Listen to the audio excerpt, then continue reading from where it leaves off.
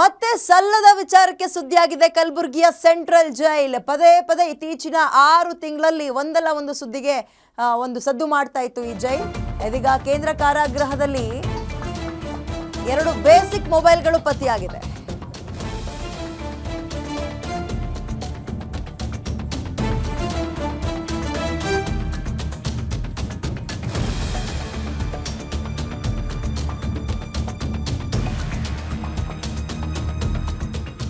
ಕೇಂದ್ರ ಕಾರಾಗೃಹದಲ್ಲಿ 2 ಬೇಸಿಕ್ ಮೊಬೈಲ್ಗಳು ಪತ್ತೆಯಾಗಿದೆ. ಜೈಲಕ್ನ ಬ್ಯಾರೆಕ್ ನಂಬರ್ 9 ಮತ್ತು 12 ಇಲ್ಲಿ ಮೊಬೈಲ್ ಪತ್ತೆಯಾಗಿದೆ. ಕಸದ ಬುಟ್ಟಿಯಲ್ಲಿ ಔತಿಟ್ಟಿದ್ರು, ಶೌಚಾಲಯದಲ್ಲಿ ಒಂದು ಬಚ್ಚಿಟ್ಟಿದ್ರು ಕೈದಿಗಳು.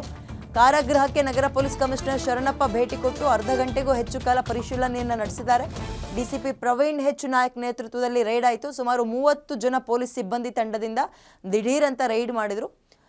ಫರ್ಹತಾಬಾದ್ ಪೊಲೀಸ್ ಅಂದರೆ ಈಗ ಆ ಸರೌಂಡಿಂಗಲ್ಲಿ ನಡೆದಿರುವಂತಹ ಘಟನೆ. ಕಸದ ಬುಟ್ಟಿಲಿ, ಬಾತ್ರೂಮಲ್ಲೆಲ್ಲ ಫೋನ್ನ ಕದ್ಮುಚ್ಚಿಟ್ಟಿದ್ದಾರೆ.